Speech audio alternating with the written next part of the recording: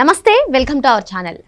కొమ్మినేని శ్రీనివాస్ ఆధ్వర్యంలో సాక్షిలో జరిగినటువంటి డిబేట్లో ఓ జర్నలిస్ట్ అమరావతి మహిళలపై చేసినటువంటి వ్యాఖ్యలపై ఆంధ్రప్రదేశ్ మహిళలు తీవ్రంగా నిరసనలు వ్యక్తం చేస్తున్నారు. మరి ఈ నేపథ్యంలోనే కొమ్మినేని శ్రీనివాస్ అరెస్ట్ అయ్యారు. ఇదిలా ఉంటే ఆ డిబేట్ జరిగిన తర్వాత రోజు కూడా కొమ్మినేని మాట్లాడుతూ నన్ను భారతి గారు కానీ జగన్మోహన్ రెడ్డి గారు కానీ ఏం అనలేదు అని చెప్పి ఆయన అన్నారు. మరి మొత్తానికి ఇది భారతి రెడ్డి గారే మాట్లాడించారా ఇటువంటి వ్యాఖ్యలు అంటూ ప్రజలు అనుమానం వ్యక్తం చేస్తున్నారు. దీనిపైన విశ్లేషించడానికి మనతో పాటుగా ఉన్నారు ప్రముఖ రాజకీయ విశ్లేషకులు అర్సిమెల్లి శ్రీనివాస్ గారు. నమస్తే సార్. నమస్కారం. మరి మొత్తానికి కొమ్మినేని శ్రీనివాస్ని అరెస్ట్ చేయడం జరిగింది సార్. ఇప్పుడు ఆయన సీనియర్ సిటిజన్ అని చెప్పి సాక్షి అంటుంది. అసలు ఈ సీనియర్ సిటిజన్ అనడాన్ని ఏ విధంగా చూడాలి? ఇదిలా ఉంటే ఆ డిబేట్ జరిగిన తర్వాత రోజే అసలు నన్ను భారతి రెడ్డి కానీ జగన్మోహన్ రెడ్డి కానీ ఏమనలేదు అని అన్నారు. అంటే మరి మొత్తానికి ఇదంతా నడిపించింది భారతి రెడ్డి అని చెప్పి ప్రజలు అనుమానం వ్యక్తం చేస్తున్నారు. మీరేమంటారు? సాక్షిలో పనిచేసే ఈ విలేకరులు కానీ జర్నలిస్టులు కానీ లేకపోతే ఇలాంటి మోడరేటర్లు కానీ ఈశ్వర్ కానీ ఈయన కానీ వీళ్ళకి ఎక్కిన విషయం 1,02 లక్షల కింగ్ కోబ్రాల తాలూకు విషయంతో సమానం, దానికన్నా ఎక్కువ. వీళ్ళు తెలుగుదేశం పార్టీ, చంద్రబాబు నాయుడు గారు, పవన్ కళ్యాణ్ గారు, అమరావతిలో ఉన్న ప్రజలు, ఆంధ్రప్రదేశ్లో తెలుగుదేశం పార్టీకి సపోర్ట్గా ఉన్న ప్రజలు ఎవరూ మినాయింపు లేదు. రజనీకాంత్ గారు వచ్చి తెలుగుదేశం పార్టీ చంద్రబాబు గారి గురించి ఒక మంచి మాట మాట్లాడితే ఆయనమే పడిపోయారు. ఎగ్జాంపుల్ అంతే, ఎవరు అలా మీద పడిపోతే వాళ్ళ గురించి మాట్లాడారు. అలా ఉద్దేశపూర్వకంగా జీతాలు ఇచ్చి కొంతమందిని పెట్టి వాళ్ళ చేత మాట్లాడించారు. సజల భార్గవ రెడ్డి వాళ్ళంతా. ఇది వాళ్ళకి అలవాటు అయిపోయింది. ఏదో ఇప్పుడు చంద్రబాబు నాయుడు గారి మీద అభాండాలు అసత్య ప్రచారాలు చేసి వాళ్ళకి అలుపు రాదు. వాళ్ళకి మాత్రం కొత్త కనిపెట్టి మాట్లాడుతూ ఉంటారు. 2 ఎకరాల నుంచి 2,000 కోట్లని, సింగపూర్లో ఓట్లని, వ్యవసాయం దండగా అన్నాడని, ఈయన కరువు వస్తుందని, చంద్రబాబు గారు వస్తాయి, ఇలా రకరకాల. అది ఏది నిజం కాదని తెలిసిన అసలు ఆ చెప్పినవన్నీ వాళ్ళు ఉన్నప్పుడు జరుగుతాయి. ఇప్పుడు చంద్రబాబు నాయుడు గారు వస్తే తొక్కిసలాడు జరుగుద్ది అంటారా? జగన్ వచ్చినప్పుడు ఏకంగా కరోనా వచ్చింది. ఆ మాటకు వస్తాయి. కచ్చలూరు బోట్ అని అదని ఇదని రకరకాల ప్రమాదం. అన్నమే గేటు కొట్టుపోయి కొంతమంది ఆచూకీ లేకుండా పోయారు జనం. అయితే మేము ఆంగ్లేయులు, మీరు భారతీయులు అన్నట్టు మేము అనేవాళ్ళం, మీరు పడేవాళ్ళు అన్నట్టు అయిపోయిన పరిస్థితి. ఇక పరాకాష్ట ఏంటంటే వీళ్ళు ఎప్పటికీ కూడా అమరావతి మీద ఇప్పుడు వాళ్ళు కక్కినంత విషయం ఇంతకో అర్థం అవట్లేదు. ఇప్పుడు ఒక ఆంధ్రప్రదేశ్ అండి, అక్కడ రాజధాని ఏర్పాటు చేసుకున్నారు, భూ సమీకరణ చేసి రైతులు భూములు ఇచ్చారు. అది చంద్రబాబు నాయుడు గారు ముఖం చూసి ఇచ్చామన్నారు. తప్పు నిజమే కదా. అది నీ ముఖం చూసి, నీ ఏడుపు ముఖం చూసి ఎవడెత్తాడో? చంద్రబాబు గారిని చూసి అనేది అభివృద్ధి చేస్తాడని ఆశపడ్డారు. రాష్ట్రానికి గర్వకారణం, గౌరవంగా ఉంటుందని. దాని మీద ఎవరిని మడితే ఆయన తీసుకొని ఉండవెళ్ళారణ కుమార్ అని, వాళ్ళని వీళ్ళని, తెలకపల్లి రవి, అమరావతి అని, వీళ్ళు ఎంత నీచమానవులంటే ఒక రాష్ట్రం, రాజధాని, గౌరవము, ప్రజలు ఏమీ పరిగణలో తీసుకోలేదు. ఎంత మాట పడితే అంత మాట, వ్యంగ్యము, వెటకారం, వెక్కిరింత. వీళ్ళకి ఈపి చెట్లు కొట్టక వాళ్ళు అలా మాట్లాడారు. ఏంటంటే ముఖం పగిలిపోవాలి ఎవరికైనా మాట్లాడితే. నువ్వు సద్విమర్శ చేయి, విమర్శలో తీవ్రంగా చేయి, నిలదీసేయి, నిలబెట్టే, కడిగేయి ప్రభుత్వాన్ని. అది సహేతుకంగా ఉండాలి. వీళ్ళేమైనా అవినీతి చేస్తున్నారా? ఖచ్చితంగా మాట్లాడు. నువ్వు మాట్లాడు, మేము మాట్లాడతాం. వాళ్ళైనా అక్రమార్జన చేస్తున్నారా? ఖచ్చితంగా మాట్లాడాలి. లేకపోతే ఎమ్మెల్యేలు దారి తప్పి వ్యవహరిస్తున్నారా? ఏదన్నా మాట్లాడచ్చు. రాజకీయంగా ప్రజలకు ఉపయోగపడేలా, ప్రజల కోణంలో నువ్వేమన్నా మాట్లాడు. అంతేగాని సామూహికంగా ప్రజలందరినీ కించపరిచేలాగా ఒక ప్రాంతాన్ని టార్గెట్ చేసి వేలెత్తి చూపించి మాట్లాడితే నువ్వు మాట్లాడు. ఎప్పటి నుంచో మాట్లాడుతున్నావు. దానికి పరాకాష్ఠగా మాట్లాడారు మొన్న. దాని యాజమాన్యం వెంటనే ఖండించాలి. నువ్వు కూడా అప్పటికప్పుడు ఆ జర్నలిస్ట్ మాట్లాడుతుంటే ఆఫ్ చేయాలి, ఖండించాలి. అతని చేత ఆ మాట వెనక్కి తీసుకుంటున్నానని చెప్పించాలి. అది చెప్పించకపోగా అప్పుడు ఏమన్నాడు ఇతను, మేమే సోషల్ మీడియా పడితే ముద్దెట్టుకుంటారా? పడక మీ నోటికి వచ్చినప్పుడు ఈ ప్రభుత్వం అంటే వెనక ముందు చూస్తుంది. 72 గంటలైంది దీన్ని అరెస్ట్ చేయడానికి. సోషల్ మీడియా ఎందుకు ఊరుకుంటుంది? అప్పసాని రాజేష్ గారు దీన్ని ఎక్కువగా వైరల్ చేసి తీసుకొచ్చాడు లైన్లోకి. చాలామందికి తెలియదు ఇది. కొల్లూరు సురేష్ గారు ఈ వీడియో పెట్టి ఏంటండి ఇదే అంటే, రాజేష్ గారు వెంటనే మహిళా కమిషన్కి, అమరావతి జేఏసీలకి వీళ్ళందరికీ ఫోన్లు చేశాను, శ్రవణ్ కుమార్కి వీళ్ళందరికీ ఫోన్ చేస్తే అలా అప్పటి వరకు చూడలేదు. సాక్షి చూడరు కదా వీళ్ళు ఎవరున్నాయి. ప్రజలు కూడా పరిగణించట్లేదు అంటున్నారు. సాక్షి చూడరు వీళ్ళు ఎవరున్నాయి. ఇంత దారుణమైన వ్యాఖ్యలు చేస్తున్నారు అన్నప్పటికీ అది ఫ్లేర్ అప్ అయ్యింది. ఊరుకుంటారా? ముద్దెట్టుకుంటారా? ఇప్పుడు మీరు తప్పు చేశారు, పొరపాటు అయిపోయింది, ఈ ప్రభుత్వం మిమ్మల్ని క్షమాపణ చెప్పమని అడిగింది. ఇంకా చెప్పట్లేదటని.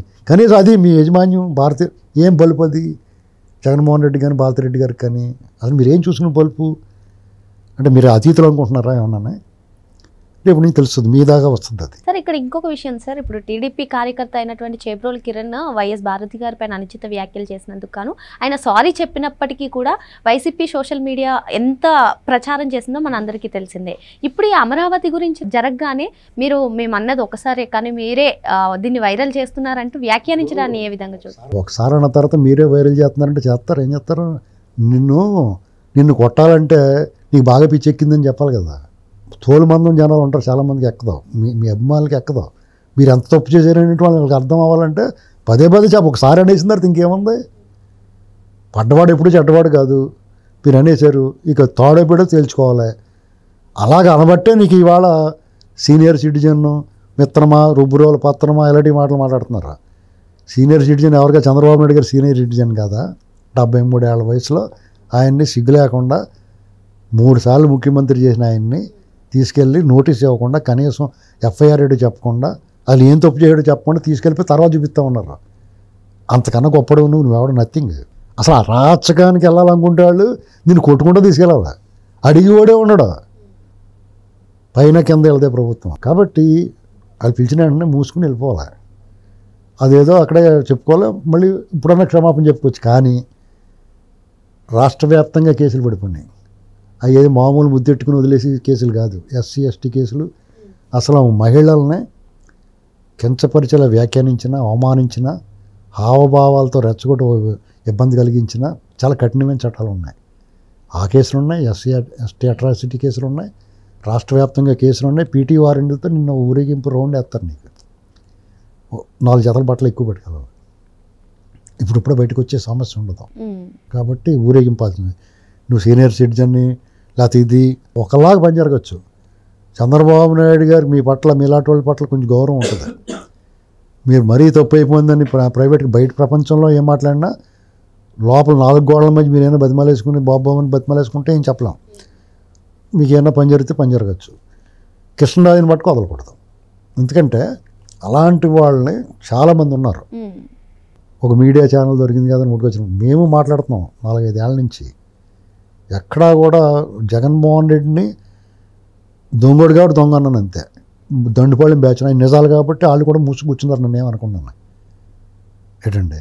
కానీ ఆడవాళ్ళని గట్ట ఎవరన్నా పొరపాటున మాట్లాడేం మేమన్నా, లేకపోతే ప్రాంతాల గురించి కానీ కులాల గురించి కానీ ఎవరైనా విద్వేషపూరిత ప్రసంగాలు చేసామా? మరి మీకు ఎందుకు రోగమా? మీరు ఎందుకు చేస్తున్నారు అలాగా?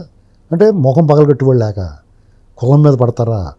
వాడు ఎవడో పేలుతున్నాడు తాడిపత్రి నుంచి కమ్మాల రాజధానికి. వాళ్ళది సేకందే, వాళ్ళది ముట్టుకోకుండా నువ్వు రోజు గడవదన్నమాట. ఏంటి ఆ రోగం? అది అక్కడ కమ్మలు ఒకళ్ళే ఉన్నారా? అది బుద్ధి జ్ఞానం లేకుండా ఎడుతున్నారు ఏంటంటే. ఒక రాష్ట్రం రాజధాని మీద పడి ఆడటం నాకు అర్థం అవుతావు. నువ్వు రేపు పొద్దున్న నీవు అధికారంలోకి వస్తే మొన్నటిదాకా నువ్వు పరిపాలించింది అక్కడి నుంచే కదా.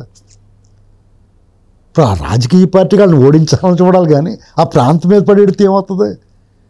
ఇప్పుడు చాలామందికి అసలు పుండు ఒక చోట రచ్చ ఒక చోట. ఇప్పుడు చంద్రబాబు గారు నచ్చలేదు, ఆయన మీద రాజకీయంగా పోరాడండి. లోకేష్ గారు నచ్చలేదు, లేదా పవన్ కళ్యాణ్ గారు నచ్చలేదు, ఈ కూటమి ప్రభుత్వం నచ్చలేదు. కూటమి ప్రభుత్వం బాగోలేదని మీరు నిరసన చేయొచ్చు, ప్రజాస్వామ్యత మీకు ఉన్న స్వేచ్ఛ ఉంది. ఇప్పుడు అదే మీ హయాంలో ఎవరిని నోరెత్తని ఇవ్వలేదు, ఎవరికాళ్ళు ఇంట్లో మూసేశారు. ఇప్పుడు అలా కాదు కదా, మేము ఇష్టం వదిలేస్తున్నారు కదా. రౌడీ షీట్లను పరామర్శలు చేస్తావు నువ్వు వెళ్ళి. వాళ్ళు రోడ్డు మీద గంజా బ్యాచ్ వాళ్ళు ఇష్టం తిరుగుతూ ఉంటారు. ఇంత స్వేచ్ఛగా వదిలేదు, ఎవడు మడతాడు మాట్లాడే అవకాశం ఉంది ఇప్పుడు.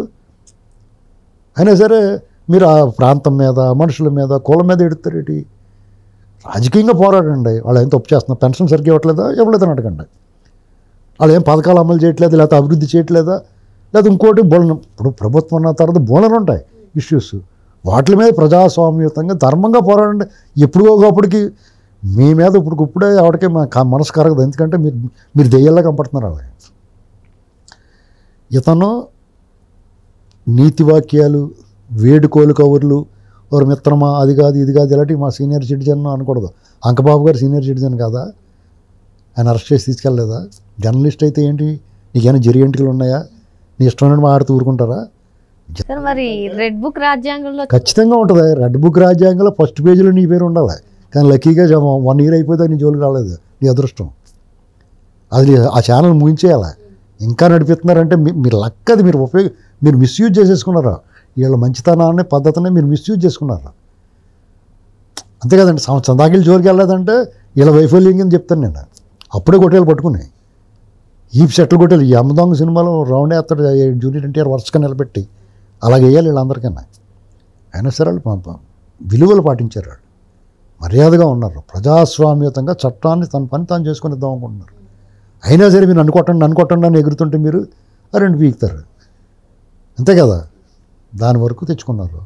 కొమ్మినేని శ్రీనివాసరావు గారి మీద చాలా గౌరవం ఉండి చాలా నాకు కూడా.